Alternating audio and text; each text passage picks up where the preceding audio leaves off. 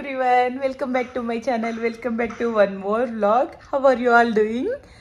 Firstly, thank you so much for beautiful comments. Last vlog కిందనైతే చాలా comments వచ్చాయి. నాకు చాలా హ్యాపీగా అనిపించింది. చాలా మంది అడిగిన క్వశ్చన్స్కి నేను అసలు వీడియోస్ చేయలేకపోయాను, ఎందుకంటే నేను నా బెస్ట్ ఫ్రెండ్ వెడ్డింగ్కి వెళ్ళాను. బ్యాక్ వెళ్ళి కమెంట్స్ చూస్తే నాకు మోస్ట్ ఆఫ్ ద కమెంట్స్లో ఇడ్లీ దోశ బ్యాటర్ అడిగారు. నేను ఒక ఫుల్ వీడియో చేద్దాము క్లియర్గా, ఒకటే వీడియోలో 2 రెసిపీస్ ఉంటే యూజ్ అవుతుందని ఈ వీడియో చేస్తున్నాను. ఇక్కడికి కావాల్సిన ఇంగ్రీడియంట్స్ అన్ని తెచ్చుకున్నాను. ఇప్పుడు మార్నింగ్ అరౌండ్ 10 AM అవుతుంది. ఇప్పుడైతే నానబెట్టుకుంటున్నాను అనుకోండి. నైట్ మిక్సీకి వేసేసుకొని ఓవర్ నైట్ ఫర్మెంటేషన్కి వదిలేద్దాం. ఫర్మెంటేషన్ అవసరం లేదనుకున్న వాళ్ళు డైరెక్ట్ తీసుకెళ్ళి ఫ్రిడ్జ్లో పెట్టేసుకోవచ్చు. ఇంగ్రీడియంట్స్ అన్నీ చూపిస్తాను ఇప్పుడు. సో ఇది రెడ్ రైస్. మనం రెడ్ రైస్ కానీ, బ్లాక్ రైస్ కానీ, కినోవా కానీ, బ్రౌన్ రైస్ కానీ ఏదైనా యూజ్ చేయొచ్చు, but red or black preferred. ఇది మన నార్మల్ మినపప్పు. ఇదేమో మిల్లెట్ ఇడ్లీ రవ్వ. నేను దీని లింక్ కింద ప్రొవైడ్ చేస్తాను, అమెజాన్ లింక్. అండ్ ఆల్సో ఇక్కడ పక్కన ఇమేజ్ కూడా యాడ్ చేస్తాను. ఇవి నార్మల్ మన అటుకులు, ఇవి సన్న పటుకులు కాదు, లావటుకులు. అండ్ దెన్ ఇదేమో మెంతులు.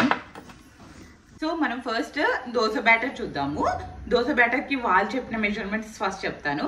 1 కప్ ఆఫ్ మినపప్పుకి 2.5 కప్స్ ఆఫ్ రెడ్ రైస్ చెప్పారు. అండ్ 1 కప్ ఆఫ్ అటుకులు అండ్ 1 టేబుల్ స్పూన్ ఆఫ్ మెంతులు చెప్పారు. మనం ఏం చేద్దామంటే 1 కప్ ఆఫ్ మినపప్పుకి 2 కప్స్ ఆఫ్ రెడ్ రైస్ వేసుకుందాము, ఎందుకంటే 2.5 వేస్తే నాకు నచ్చట్లేదు.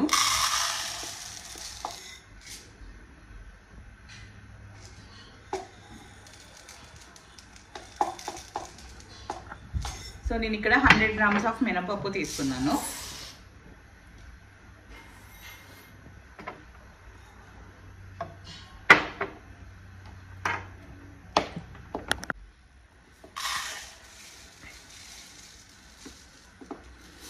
So exactly double red rice వేసుకుంటున్నాను.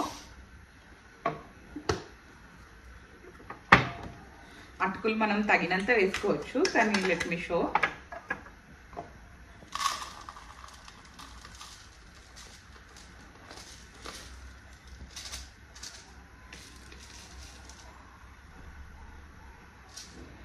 అటుకులు కూడా 100 గ్రామ్స్.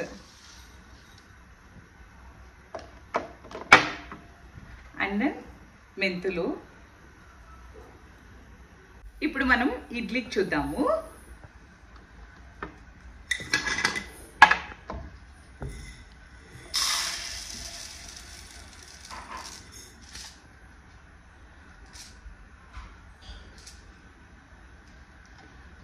ఇడ్లీకి ఇక్కడ 50 మెజర్మెంట్ వరకు మినపప్పు తీసుకున్నాను. దిస్ ఈస్ మిల్లెట్ రవ్వ, మిల్లెట్ ఇడ్లీ రవ్వ.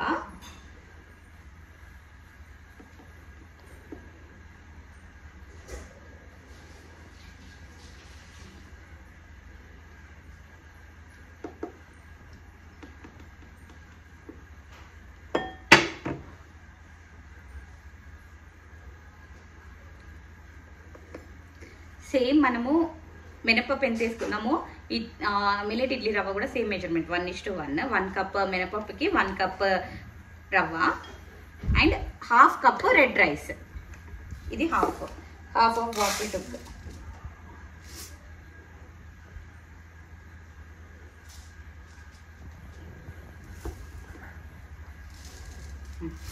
So exactly half. తర్వాత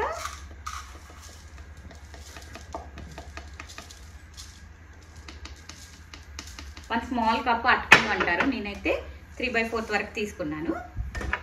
అండ్ దెన్ మెంతులు. నేను మెంతులు కొంచెం ఎక్కువ వేస్తాను, ఏం కాదు. ఆల్ సెట్ ఇంకా నానబెట్టుకోవడానికి మంచిగా వాష్ చేసి వాటర్ వేసి నానబెట్టేసుకుందాము. వీకెండ్ ఇలా మనము రెడీ చేసుకొని పెట్టుకుంటే వీక్ డేస్లో చాలా ఈజీ అవుతుంది. లంచ్ డిన్నర్ కూడా ఇవే చేస్తాం కదా. రవ్వను తీసుకెళ్ళి దీంట్లో వేసేసాను. రవ్వ మనం సపరేట్గా లైక్ ఇడ్లీకి చేస్తాం కదా, అలా చేయాలన్నమాట. మేము ఇదంతా కొంచెం ఫిల్టర్ చేస్తాము ఇప్పుడు. ఇది రవ్వ మనం సపరేట్ ఇంకో బౌల్లో నానబెట్టుకోవాలి. ఎందుకంటే మనం గట్టి కడగాలి కదా ఇప్పుడు ఈ మినపప్పుని, రెడ్ రైస్ని. కడిగినప్పుడు రవ్వ అంతా వెళ్ళిపోతుంది అనమాట. Make sure you wash like 2 to 3 times wash చేసి దెన్ ఒక మంచి ఫ్రెష్ వాటర్ వేసేసి నానబెట్టేయాలి. తర్వాత మనము మిక్సీకి వేసే ముందు కూడా ఒక 2 times మంచిగా ఫ్రెష్ వాటర్తో వాష్ చేసుకొని మంచిగా బ్లెండ్ చేసుకోవాలి. ఇంకా ఆ గ్రైండర్ ఉంటుంది కదా, అది ఉంటే దాంట్లో వేస్తే బెటర్. నా దగ్గర అయితే ఈ మిక్సీ ఒకటే ఉంది అండ్ నా బ్లెండర్ ఉంది. సో గ్రైండర్ లేదు కాబట్టి మేము మిక్సీలోనే చేసేసాము. ఇక్కడ ఇంకా సుజాత గారు ఇడ్లీది పట్టేశారు. దోశది పట్టేలోపు మనం ఇడ్లీ దాంట్లో రవ్వ కలిపేద్దాము.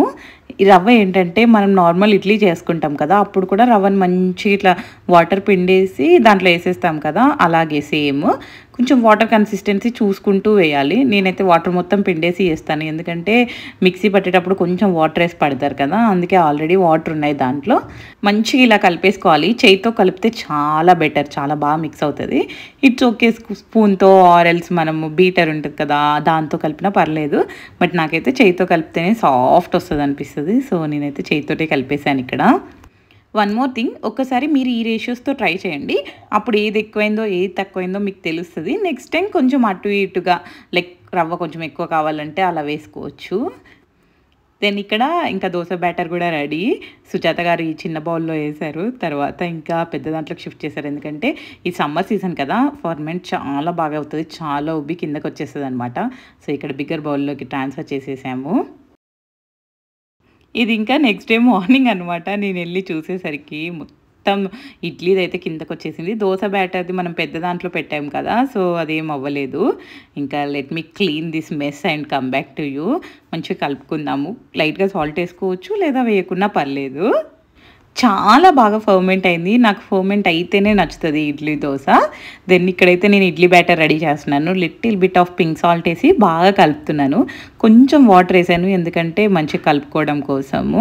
ఇక ఇక్కడ కన్సిస్టెన్సీ మీ ఇష్టం అనమాట, మీ ఇంట్లో ఎలా తింటారో అలా కలిపేయచ్చు. నేనైతే కొంచెం లూజ్గా కలిపాను. దెన్ నా ఇడ్లీ పాత్ర స్టెయిన్లెస్ స్టీల్ అనమాట, కొంచెం కింద అతికే ఛాన్స్ ఉందని లైట్గా గీ వేసి 4 కలిపేశాను. మీకు కావాలంటే మీరు కొంచెం ఆయిల్ వేసుకోవచ్చు లైట్గా, అది అంటకపోతుంది అనిపిస్తే.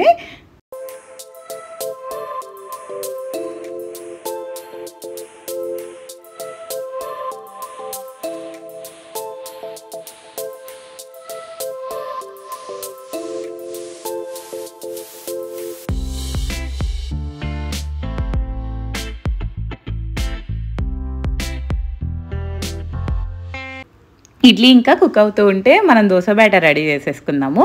ఇది కూడా సేమ్, కావాలంటే సాల్ట్ యాడ్ చేయండి లేదంటే లేదు. నేనైతే దోశ దాంట్లో యాడ్ కూడా చేయలేదు, జస్ట్ కొంచెం వాటర్ తీసుకొని నాకు కావాల్సిన కన్సిస్టెన్సీలోకి కలిపేసుకున్నాను.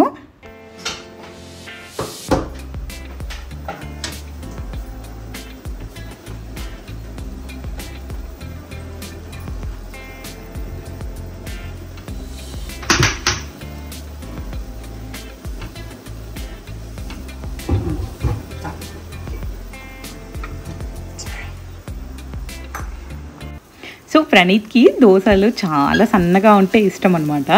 నాకు వేసి అలాగే అలవాటైపోయింది. నేను కూడా ఇప్పుడు చాలా సన్న దోశలు తింటాను.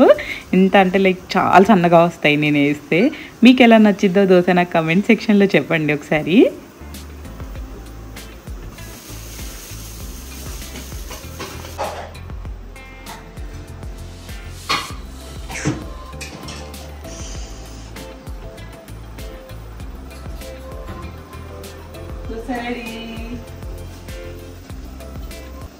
ఇక్కడ ఇంకా ఇడ్లీ కూడా రెడీ అయిపోయింది. నేనైతే మీడియం హై ఫ్లేమ్లో 20 minutes పెడతాను ఇడ్లీ కోసం జనరలీ. అండ్ ఈ రెసిపీకి కూడా అది నాకు ప్రాపర్గా వర్క్ అయింది. నేను కొంచెం లూజ్గా కలుపుకున్నాను కదా, అందుకే కొంచెం సైడ్లోకి అతికింది, లేదంటే చాలా బాగా వస్తాయి ఈ ఇడ్లీస్ అయితే.